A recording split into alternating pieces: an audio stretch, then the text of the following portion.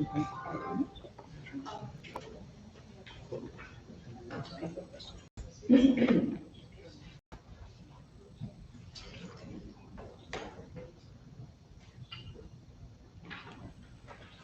more minutes. Chat away. 3 more minutes. Silence there, like,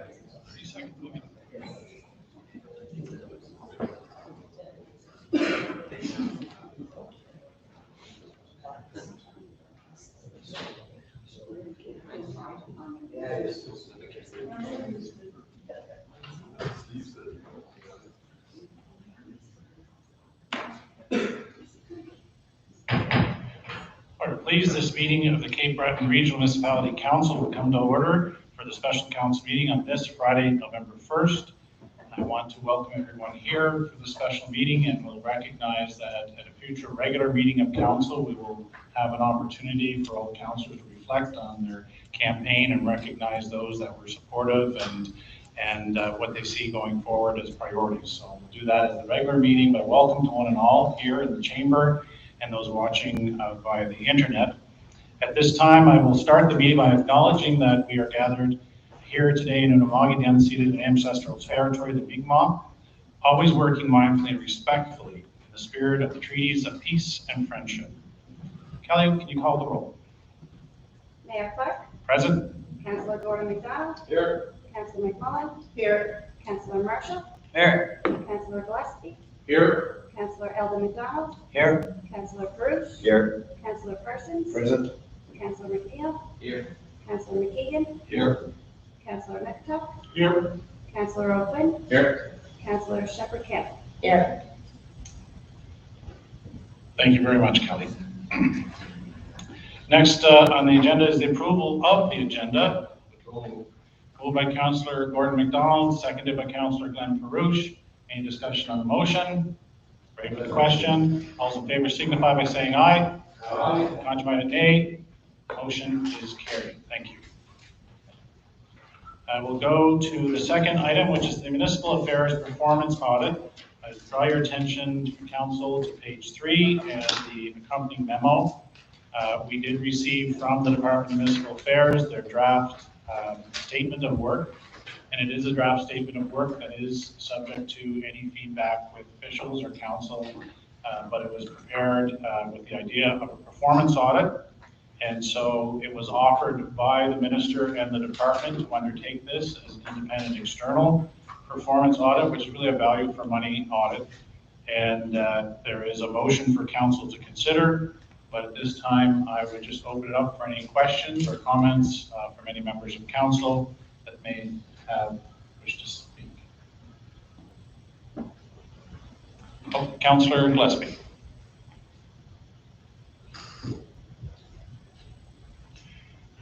Thank you, Mayor Clark. I'd just like to ask 2 questions, if I may. First one is, how does this audit differ from the one that was done and completed, I believe it was 2.5 years ago by Grant Thornton? And second, where will the funding come from to perform this audit? Thank you very much. And one of the things that was explained to me while at the minister's office, the Grant Thornton viability report, actually with the estimates that were there, there was less than above or if we were succeeding, and all those numbers have been exceeded from what I understand in terms of population growth and formulas. So it would actually be probably one of the base points they'd look at that and consider going forward with a performance audit. And the other thing is the Department of Municipal Affairs will provide 100% funding for the audit. Recognize Councillor McMullen. Thank you, Mr. Mayor. Mine is more of a statement since my questions have already been answered, but a full performance audit from a third party not being funded by the CBRM is something that I was hoping for back in 2016. So I'm thrilled that we have the opportunity to have somebody to come in and take a good look and tell us what we're doing right, where we can improve, or things that may have been done, you know, not necessarily in the best financial planning for our future, and especially with the way that our population has changed recently and the more recent developments in comparison. So I just want to acknowledge that I'm really happy to see that this is coming, and I look forward to seeing the results. Thank you. Councillor Parsons. Thank you, Mr. Mayor. I guess, do we have our 5 minutes allotment on our first? Yes, you do. Thank you very much. I guess for me, I took the document that I received yesterday, and of course I read it over a couple of times, and of course I got some specific questions as it relates to, I always ask why. Why do we need a performance audit? And listen, any corporation out there, it's always good to have a look internally what you're doing, set new standards, set new goals, and I get all that, no question. But I guess for me, is I look at where we come from and where we got to go. And I want to make some references to this detailed objectives, which there's many, I think there's 12 in total. But I guess when I look at it overall, from an accounting perspective, since I've been here for 4 years, we've had an audit every year that's been signed off by our independent auditors. I read every management letter that came with the audit, and there doesn't seem to be any red flags of any major crisis or degree. I do believe, and correct me if I'm wrong, and I'll look at our CFO in reference. Each year, of course, we need the approval of the department in terms of borrowing money and our capacity to borrow money. There's never seemed to be any problems with that. I do believe this year our capacity is 8.3 million that we can possibly borrow. That based on our last audit that was approved by council the other day that we qualify for. So I guess from my perspective is if we're doing all these things right, and I understand this is a performance review, I guess my question is, because it's not clearly laid out, is this tied to not only performance, is it tied to funding, for example? Is it tied to program dollars that we request in terms of what we'd like to do moving forward? I guess when we look at it, obviously we're going to look for deficiencies. At least that's the operative word I see in this whole document and every objective. If there's deficiencies, we come up with a plan. But from my perspective, this scorecard or report card, whatever I refer to as, if the criteria is based on 12 variables and we do well and we're doing well in 10, does that mean we're doing a bad job? No, it doesn't. So I don't want to give the perception to the public that this place is not properly run. We don't know what we're doing, because when I read the objectives here, the last one, and I will refer to it, the last one says, review the role of council in the oversight of the financial management of the organization. Does that mean an auditor is going to come to talk to Steve Parsons about what I think about finances? Do I understand what I'm looking at? Do I understand the questions that I may or may not ask? So I don't know where, as a counselor, I lie in this process. To have auditors come in to go through the raft of departments, whether it's public works, whether it's HR, I get all that. And a report card is good because in order to go somewhere, you got to know where you're coming from. But I question the terms of the methodology. Yes, I understand that we always ask questions. We do it here at every council meeting. We ask our questions. If I happen to have a question for a director, I may pick up the phone, I call them, I send them an email. So we're always evaluating what we're doing here. If you take it as a counselor to ask those pertinent questions and understand what we're doing here. When we look at financial statements, we have the opportunity to ask questions. If it's performance, are we looking at individual performance that we're worried about? If so, I think we can do that internally ourselves. I look around the room, there's skill sets here involving every sector in the community. You know, whether somebody's paying for it or not, that's not my concern. Yes, if it's our coin, yes, but I would suspect that the province would pay for this if they're requesting it. But I hope, because we're coming from a past where relationships with the province wasn't 100%. I've sat around this table when some council referred to give the province the keys. It was said here in this council chambers not a year ago, and I had no problem with that. But if we're going to pass over the keys from an audit, we need to understand what this audit is completely about. For me, anyway, I'm only speaking for myself. But I hope that the word witch hunt does not come into play here. Personally, I know there's a rocky relationship with the province, and I do trust the department to come in and do their due diligence. But I hope at the end of the day that the pertinent audit gives us the required action plans to go forward, not just the sake of, well, you're not doing ABC, therefore we're going to hold back program funding. Because we all sat around here and we all agreed we used to give more back to the province than we got in grants. And equalization, let's put it on the table. You know, if this is tied to transfer payments or equalization, we don't get enough. We all understand that. But I just hope that if the province wants this and we have an action plan to do it, change it, that they will support us. I hope that's the premise of doing this, because if not, in my opinion, this is just another audit, no different than we do have every year. Thank you.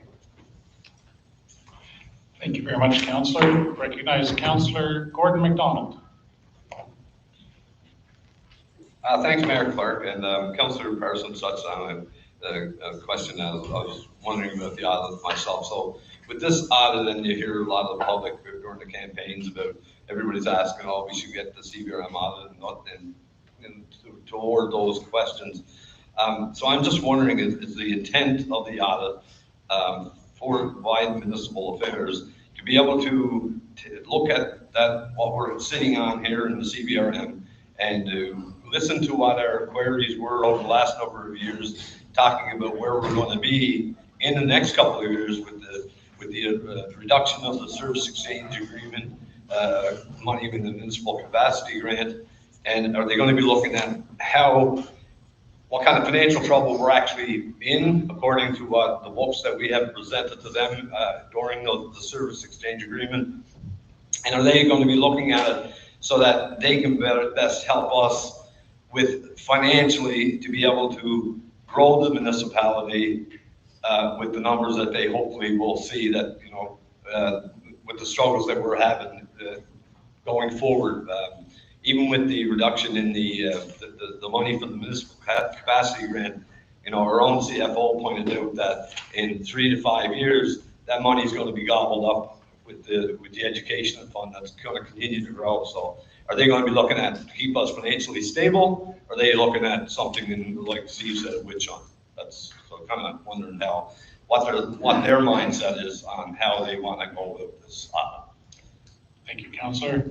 Councillor Eldon MacDonald. Thanks very much, Mr. Mayor. I welcome the opportunity for the audit and echo the comments that were made by the councillor so far.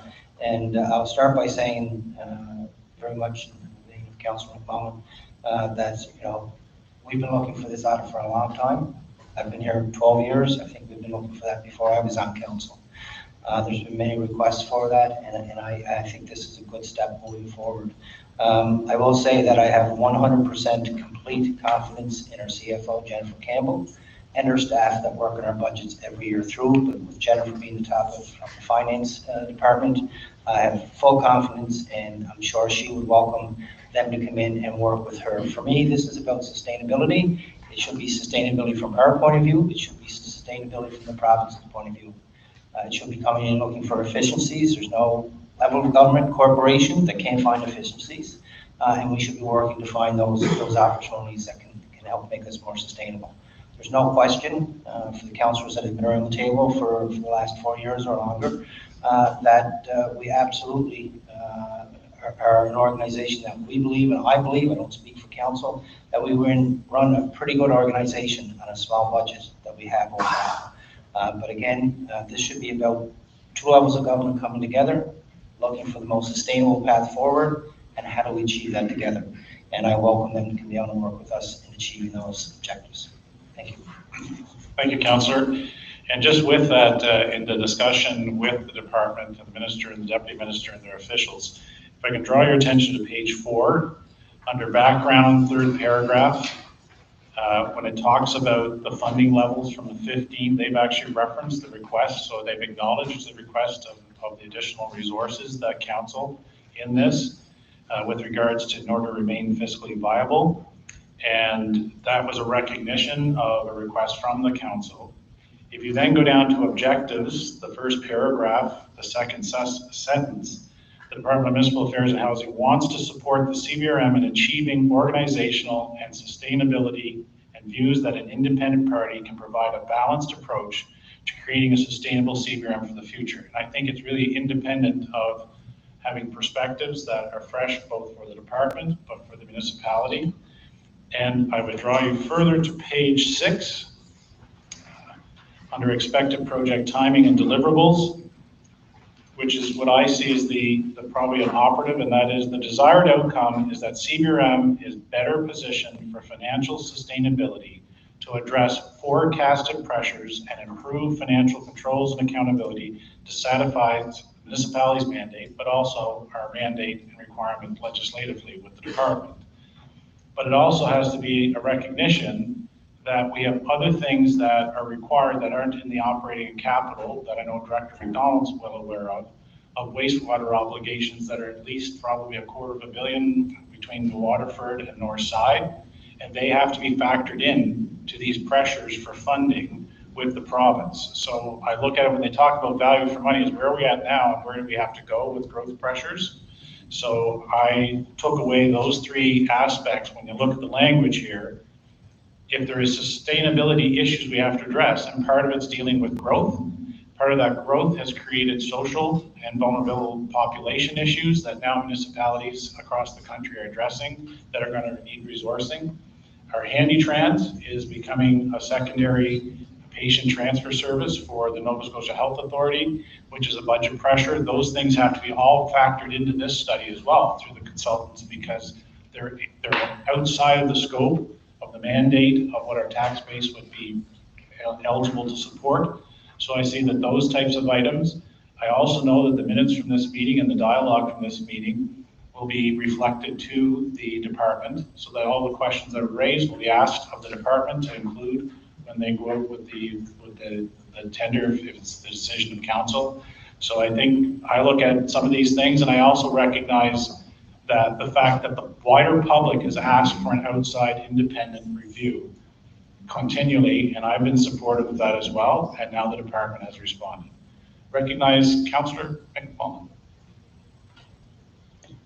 Thank you, Mr. Mayor. I'm trying to get used to the new system, not used to seeing the second, and yeah, I'm not even sure I pressed the right button there, so this is great. And thank you to Councillor MacDonald. You worded it so much better than I for the reason for supporting the audit. But I just wanted to point something out. It is about financial feasibility moving forward, and it was mentioned by my colleague, Councillor Parsons, about us being audited every year. It's not a question of those numbers. It's not a question of the due diligence of Jennifer and her team. We know that, they're solid. But I'd also like to point out that we are to have audits every year, but we just met on Monday. We did our audit for 22-23 a year late. We still have 23-24 outstanding that we haven't dealt with yet. And the audit committee was in contravention of the MGA by not meeting for 2 years. So there is an issue. And in regards to holding back funding as a result of this audit, on Monday, the reason that we had to go through that so quickly was because we were dependent on money that had to be released if we didn't do it by October 31st. So we're already in that position. And what makes me nervous about that is when asked if we could do what would happen if we didn't, and without that kind of money, we were going to be in difficulty and we would have had to, possibly come to council to raise our borrowing capacity on our line of credit or something like that. Jennifer, you can correct me if I'm wrong. So there is obviously some questions there, but this again is a performance audit. So our audits are not perfect at the moment. So I just think that's another reason to move forward. So I just wanted to make that clarity. Thank you. Councillor Parsons. Yes, Mayor. Obviously, what happened this week, the council passed the audit. As far as I'm concerned, that's history. I don't think we need to rehash that today.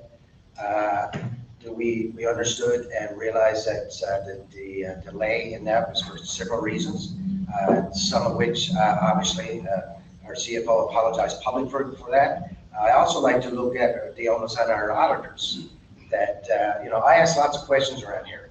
That file sat at our auditor's desk for a considerable amount of time. So when you look at blaming people, there's a company of a lot of people that could be, I wouldn't use the word blamed. I'll use the word not foregoing in terms of expeditiously. Things could have been moved if people had taken the time to do that. One question that I have is that we did our study back in 2019 with Grant Thornton. We looked at the whole performance operation here. We went from top to bottom, and our department, our finance department, did an action plan for those new members here of how to change it. There was no follow-up by the department. There was no correspondence in terms of you made your goals, you met your goals. So I'm just leery of if we're going to do something with the department, which I totally support, knowing where we are and where we need to go, then respectfully, if there's going to be action plans, work together to follow it up to ensure that what we do here is in the interest of every resident of CBRM and every district. That's all I ask, Mr. Mayor. Thank you. Councillor Eldon MacDonald. Thanks very much, Mr. Mayor, and I won't be long on speaking for my second time, and appreciate Councillor MacDonald's comments, but I do want to clarify for the public, and I know it was public the other day, I don't know who was watching the other day, who's watching today, but there was very good reasons for the delay in our audit happening, and our CFO expressed those in the public meeting a few days ago, and I just want to acknowledge that there was a change in how audits were done. Provincially, we needed to do an inventory of our buildings, which was a huge undertaking for our staff. CFO Jennifer Campbell recognized that she undertook that to the best way that she felt she could in trying to save money for municipality because of the financial stability of our municipality and not having a lot of extra funds. So it did take a further amount of time than expected, but we got it done. It was necessary to get done, and it was something that we never had to deal with in the past. So something brand new to our staff. We worked through that process. It took a long time, but we got there and got it done. And I just want to acknowledge the work that they done. And it wasn't something that it was just people just sitting around not doing their work. It took a great deal of work to get the audit completed. So I just want to acknowledge that. Thank you. Thank you very much, Councillor. And I just want on the process as well. When the discussion was held, I mean, the province has the prerogative, they could have just done this on their own without consulting with us. So I think the willingness to offer up the dialogue, and the other piece was rather than just being a mayor-elect and saying, yeah, let's get this done, this is why we brought it to council. So we have this discussion, we have this as the baseline of going forward, and for our community to know our level of expectation and participation in this process. So I think that that's a good start in terms of with the department. And again, when they talk about supporting and recognizing the requests that have come and having the business plan that we have to put together for this is going to be, we have a lot of work to do in the meantime, but we have a budget to get ready in the very near future as well. And also the flowing of the dollars that are necessary. I know Director Campbell, I think there's, I think the department said about 28 million that once the audit process would flow. And then there's the disaster, I call it the disaster relief, but the storm related funds were in the 8 to 9 million range that they can flow as well. Is that approximately where we, by filing that, that will help us with the cash flow in? Yep. There we go. This technology is new to everybody. Yeah, I don't know the exact number, but there is a combination of operating and capital money that from 22-23 that was held up pending the audit. Waiting anxiously for that to come through now. I also received notification that the TBR was signed by the minister and everything is going through on the venture. DFAA, I requested a $5 million advance for Fiona, which has been advanced to the province, and we can expect that in a couple of weeks' time. So things are starting to move. Yep, just wanted to clarify that things are moving, and I think that's a good sign as well, so thank you. However, I am not moving a motion because I'm chairing the meeting, but in the document on page 3, offered up a motion for consideration if anyone. Moved by Councillor Eldon MacDonald, seconded by Councillor Perouche. That council requests the Department of Municipal Affairs and Housing to conduct a performance audit of the financial management and budgetary practices of the Cape Breton Regional Municipality. Discussion on the motion now. On the motion, Councillor Perouche. I just did that for you, Gillespie. Thank you, Mr. Mayor. As we were talking about this, I just don't want this to have a negative impact on us. I think we're new council, fresh council, we're meeting with the province. The province is trying to help us work through some of our tough times. So I look at this as, this is a good start for a new council to help repair relationships at other levels of government. So personally, I look forward to that. And we all know that we do have deficiencies and there's things that we can do internally better.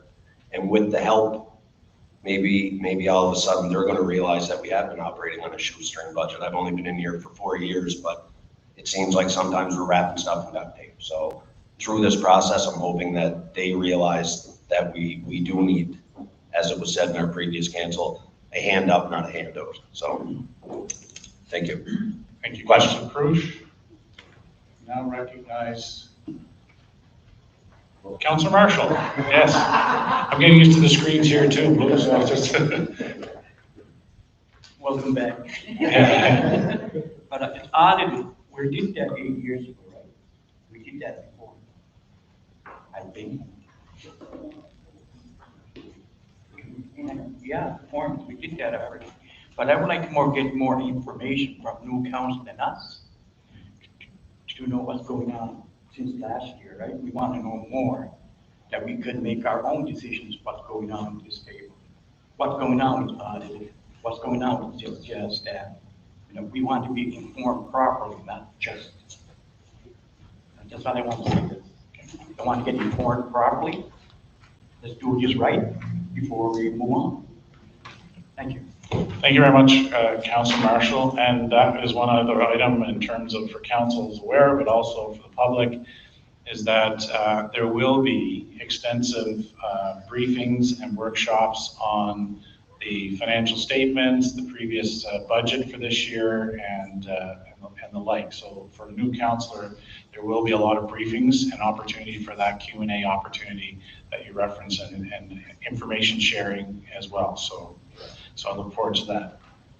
And any other discussion on the motion? Questions been called, and I think we're going to try. Are we? Wait for it. The new voting. So council, please proceed to vote.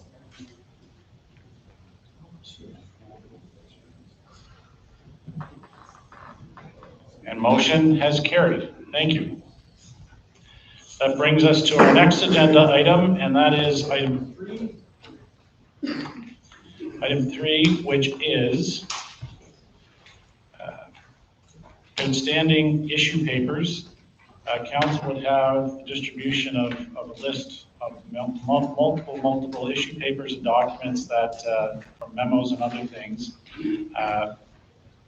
And part of the reason for this, as you read in the, is to look at having a fresh start with new counselors.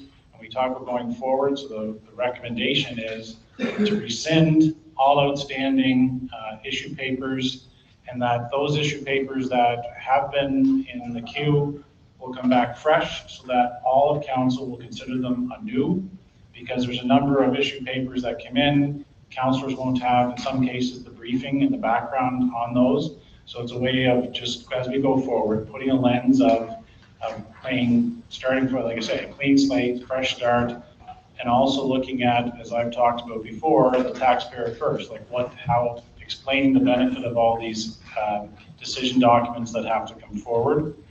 And again, there is a proposed motion that council rescind all outstanding issue papers currently in circulation and request that future items regarding council review be submitted as formalized staff reports prepared in alignment with council's strategic priorities.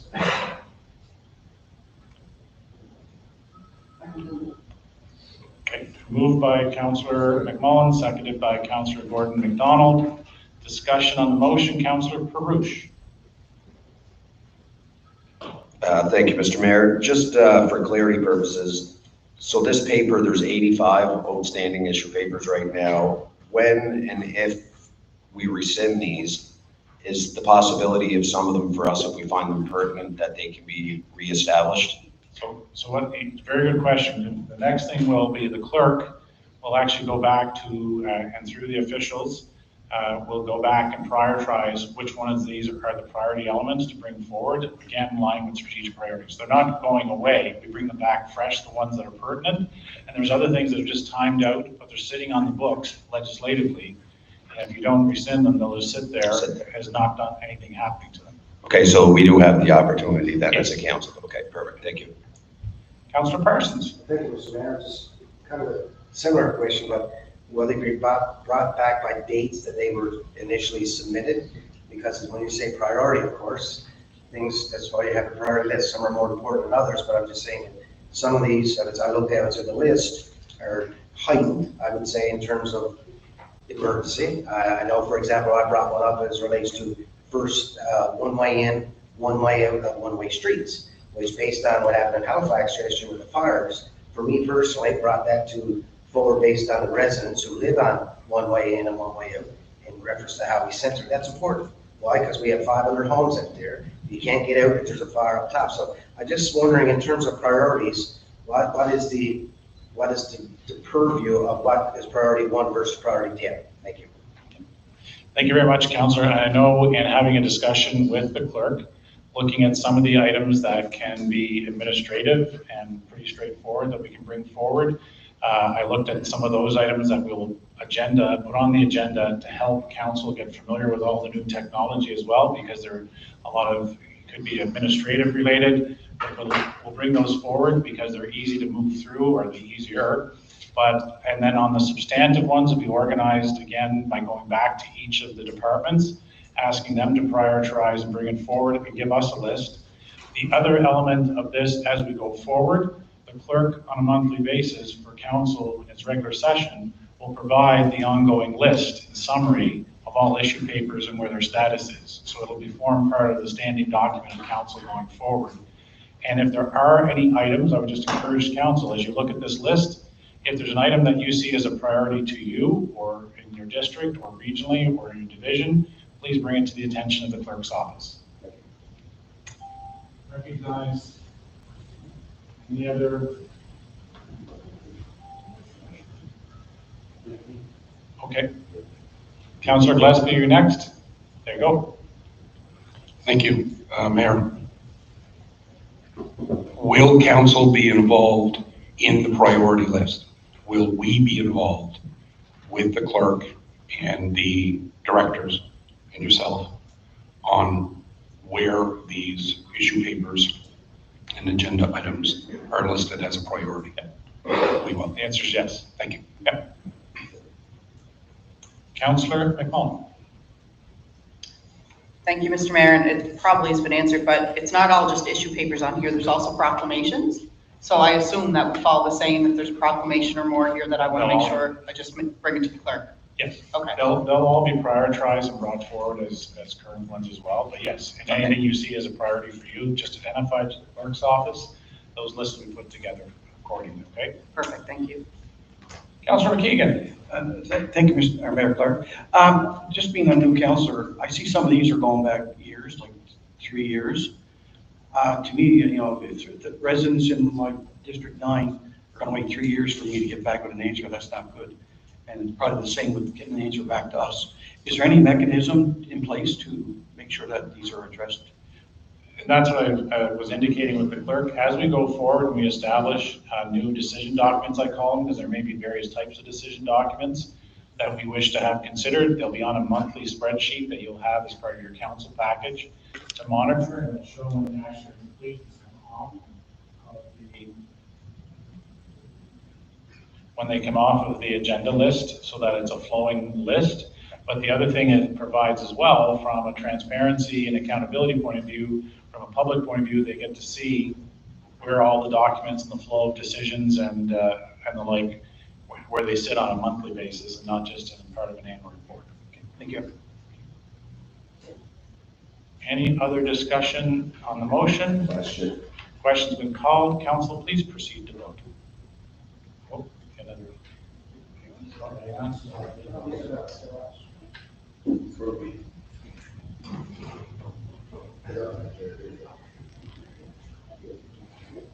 Okay, please proceed to vote.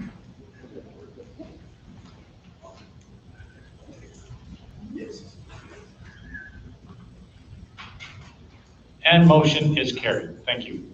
Just a question, Mr. Mayor. Yeah. In terms of technology, before we used to get a screen of who voted which way. Is that available on this technology? It will be available in the technology once it gets posted. Yeah. And I would just note, you raised a good point, Councillor Parsons. When we go to committee meetings and the like, for all substantive things, but on committee meetings, you'll see if it's either some things to move forward, either as agreed, if it's a common agreement, but also just doing yays and nays for like committee work to save process time. And that if any time someone wants a recorded vote, we'll do the recorded votes at the request. But for formal council consideration of any decision documents, we'll go to a recorded vote. Okay, thank you.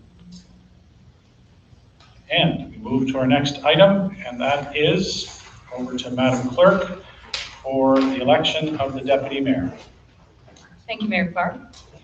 Each year, the CBRM Council elects and selects a Deputy Mayor for a one-year term commencing November 1st.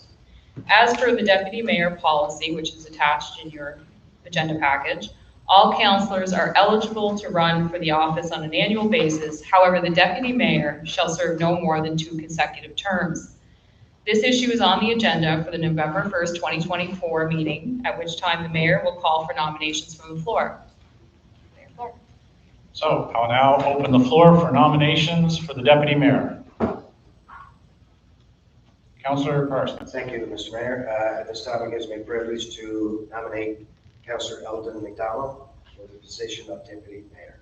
Okay, it's moved by Councillor Parsons to nominate Eldon MacDonald. Do you accept? And Councillor Perouche? No, I didn't know who needed a second. Are there any other nominations? For second time, are there any other nominations for Deputy Mayor? For third and final time, are there any other nominations for the Deputy Mayor? There being none, congratulations, Councillor Eldon MacDonald. You're now the Deputy Mayor.